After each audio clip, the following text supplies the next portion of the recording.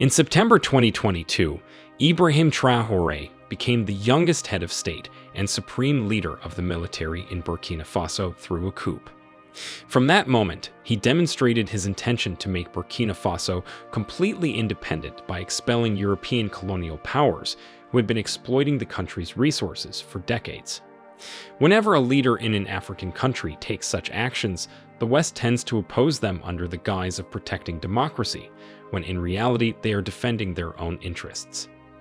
As a result, leaders who prioritize the well-being of their people often face the threat of being replaced through coups. The same was about to happen to Ibrahim Traoré, who distanced himself from France and the broader Western bloc. However, the details of the planned coup against him, the individuals involved, and the ultimate outcome remained unclear to the public. While the coup attempt against Ibrahim Traoré was ultimately unsuccessful, the mastermind behind it has not been widely known. This video aims to reveal the individual who orchestrated the failed coup and maneuvered the situation. Former European colonial powers have a long history of subtly and overtly interfering in the internal affairs of African countries. They often install presidents who serve their interests rather than those of their own people. As long as the president follows their orders, they remain in power and enjoy wealth and luxury. However, the moment the president tries to break free from their influence, they are quickly replaced through coups. This pattern of coups in African countries is largely triggered by European powers, who have maintained influence over the military forces of their former colonies. They will only initiate a coup as long as their directives are being carried out by the leadership. In 2022, Ibrahim Traoré himself staged a coup and became the head of state and supreme leader of the military. This coup was unique because Traoré seized power from the hands of France and implemented policies that were beneficial to the people of Burkina Faso. The actions taken by Ibrahim Traoré in Burkina Faso created a growing gap between his agenda and the interests of France. It became evident that a coup attempt to replace Traoré with a president or military commander loyal to France was a looming possibility. This would not be an easy process, as Traoré himself was a seasoned military commander.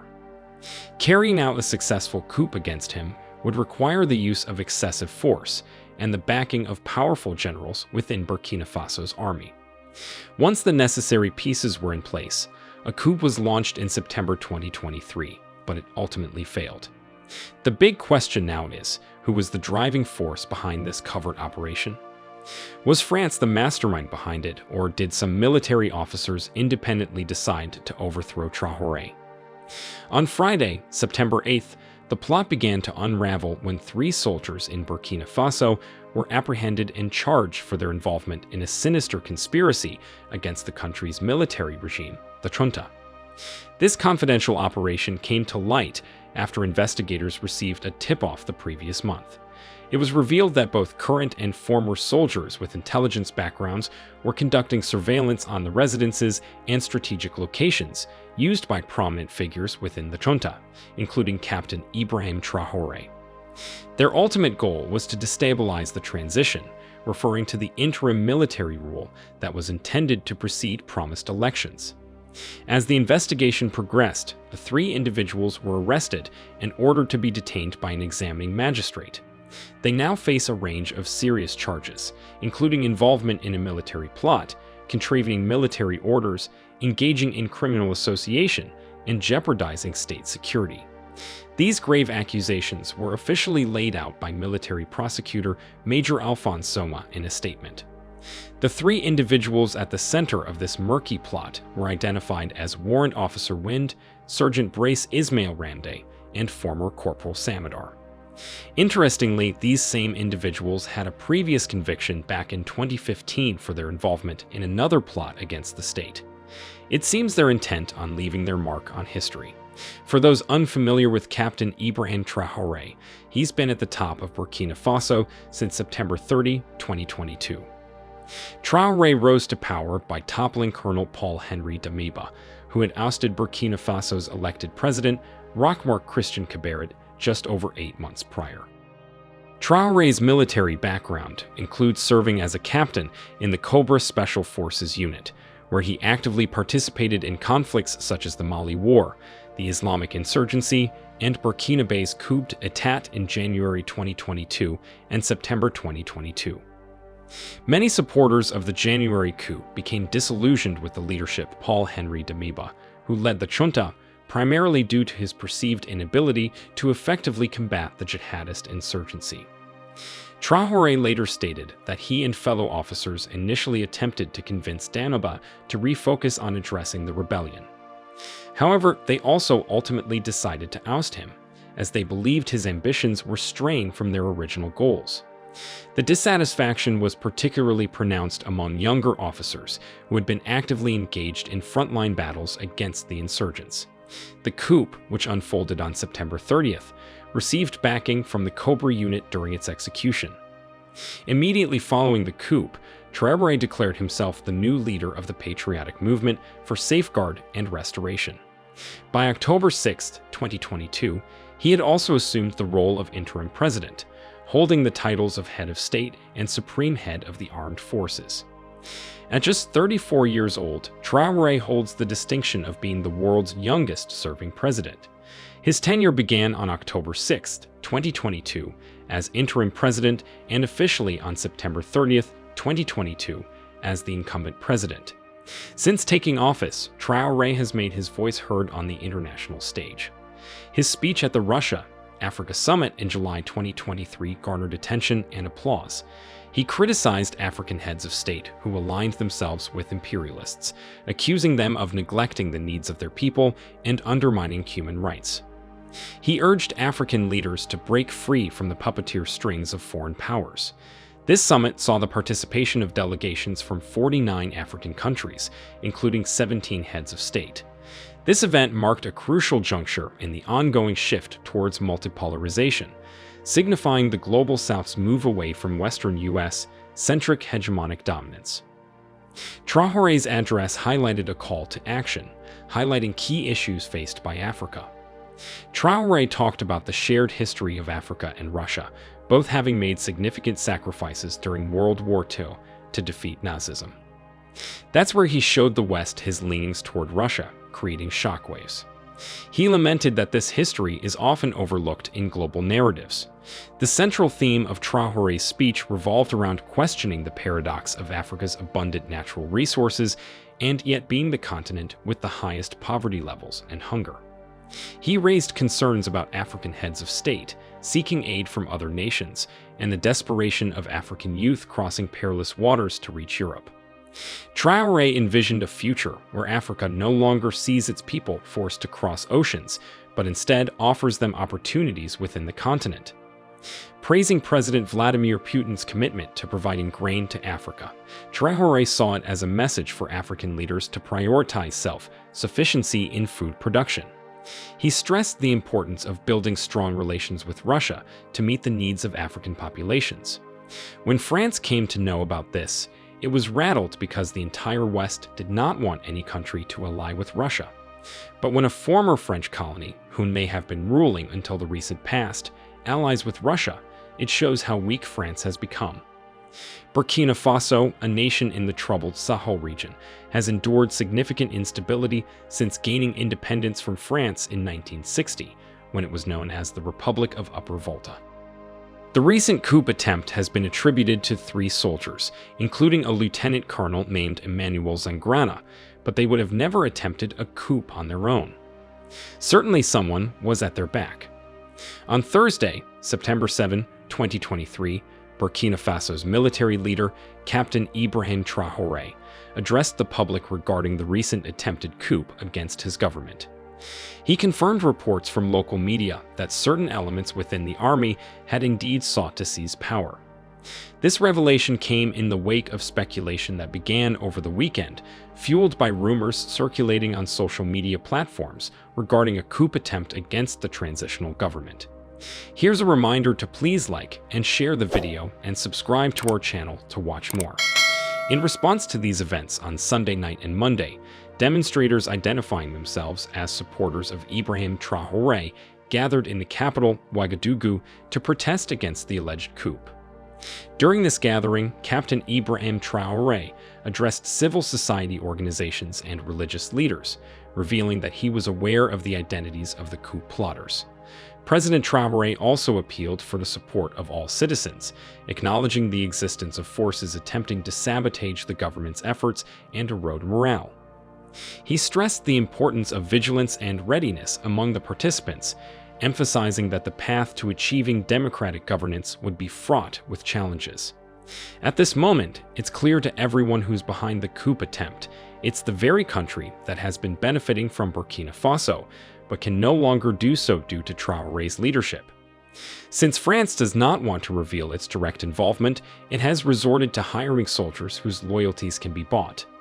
Traoré himself stated that the distribution of funds is being used as a tool to encourage certain individuals to destabilize the government.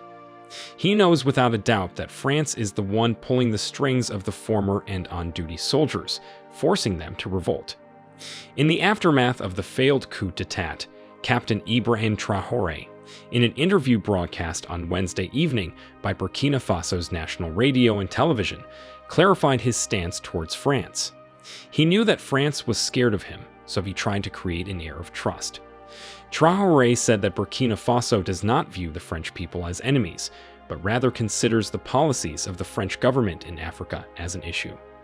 He highlighted the importance of mutual respect between states and called for a comprehensive review of cooperation agreements.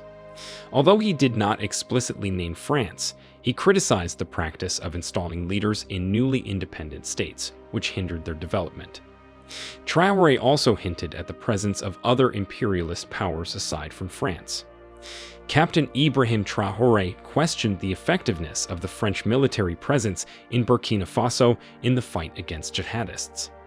In other words, he tried to say that the French military stationed in Burkina Faso was not to fight the jihadists, but to ensure that a coup could be carried out if any leader went against French policies. Hence, back in January, he ordered the French military to leave Burkina Faso and be of some use in their own country. It turns out that Traoré wants Burkina Faso to have strong relationships with every country instead of relying on only one like France. Hence, Burkina Faso's Minister of Foreign Affairs, Olivier Rwamba, expressed her country's desire to strengthen bilateral cooperation with Iran during an interview in Tehran with President Ibrahim Traoré. Burkina Faso reaffirmed its support for Niger too, which recently experienced a coup on July 26 and shares the three borders area with Mali and Niger, an area known to harbor jihadist groups. This decision came after Burkina Faso confirmed it ended the French military accord. This was one of the reasons why Burkina Faso could not have independent leaders. When they knew the French military was in Burkina Faso, who could strip him out of office, he would make decisions in favor of France. The military agreement had previously permitted French troops to combat armed groups within the country, as announced by the government. But the underlying reason was to control the president and the government. Government spokesperson Ouedraogo clarified, "We are terminating the agreement which allows French forces to be in Burkina Faso." He emphasized that this decision does not mark the end of diplomatic relations between the two countries and is a normal procedure outlined in the terms of the agreement. Ouedraogo echoed the sentiments of Coup leader Traoré, who has called for Burkina Faso to take a leading role in reclaiming its territory from armed groups. He stated that both the ruling military and the entire country are determined to be the primary actors in this effort. By kicking France out of Burkina Faso, Traoré is finding new allies like Russia, the country which makes the West nervous. That's why Macron has criticized Russia for exerting a predatory influence in some African nations, as France has witnessed a reduction in its own influence. The French army's departure from Mali coincided with the military government's decision to enlist Russian mercenaries to assist in combating armed group fighters, an action that was strongly condemned by Western countries. What Ibrahim Traoré is doing is making Burkina Faso more prosperous, something which France never wanted. It wants Burkina Faso to stay paralyzed so it can regain its control over it, but that won't happen. Burkina Faso possesses significant resources, including cotton and sorghum, which are of great importance to its economy and people, highlighting the nation's potential for growth and development. The government has allocated substantial funds to foster the growth of various industries in Burkina Faso. One important initiative has been the government's commitment to advancing sorghum cultivation within the country. To achieve this, they have invested in research aimed at developing new sorghum varieties that can thrive in the local economy. Back in 2007, the World Bank estimated that approximately 20% of Burkina Faso's total land area had the potential for agriculture. However, despite the abundance of arable land, Burkina Faso has not achieved self-sufficiency in agriculture. That was because directly or indirectly, it was made to cripple despite having resources and ability. Consequently, the government has implemented measures to modernize farming practices and boost the agricultural sector. Some of the crucial crops in Burkina Faso include cotton, maize, sorghum, and millet. Notably, sugarcane cultivation has also gained momentum among Burkinabe farmers in recent times. Beyond agriculture, Burkina Faso boasts rich mineral resources, including gold, zinc, copper, manganese, phosphate, and limestone, produced in significant quantities.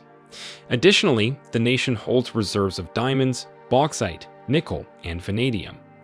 Gold in particular holds immense economic significance, with Burkina Faso ranking as the fourth largest gold producer on the African continent. It's worth noting that the Western world maintains a keen interest in Africa due to its status as a major producer of critical metals and minerals, including uranium for nuclear energy, platinum for various applications, nickel used in stainless steel, magnets, coins, and batteries, as well as other minerals such as bauxite and cobalt. Yet, some of these mineral resources in Burkina Faso remain largely untapped. From now on, Burkina Faso, under the leadership of Captain Ibrahim Traoré, will strive to use these resources for its own benefit, unlike the past where they primarily filled French coffers.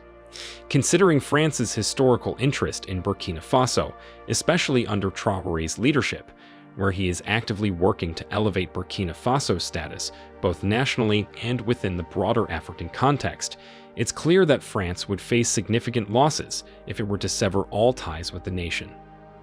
This leads to the intriguing question of whether the Western world might have had a hand in the attempted coup against Ibrahim Traoré in an effort to overthrow him and dismantle his rule. Traoré's independent approach to strengthening Burkina Faso's position could potentially be viewed as a threat by external powers with vested interests in the region. Hence, it becomes obvious that France might have an invisible hand in the attempted coup against Ibrahim Traoré. Perhaps by using a few soldiers initially, France wanted to see whether a larger-scale coup could be staged in the future in order to regain control over Burkina Faso's mineral resources and geopolitical influence. This demands that Ibrahim Traoré should be extra careful from now on. It is clear that the Western powers, led by France, were behind the coup attempt against Traoré. To prevent any further coups, Traoré must continue to vigilantly challenge the West's interests in the region and work to firmly establish Burkina Faso's sovereignty and control over its own natural resources. He will need to be strategic and proactive in securing his position and the future of his country.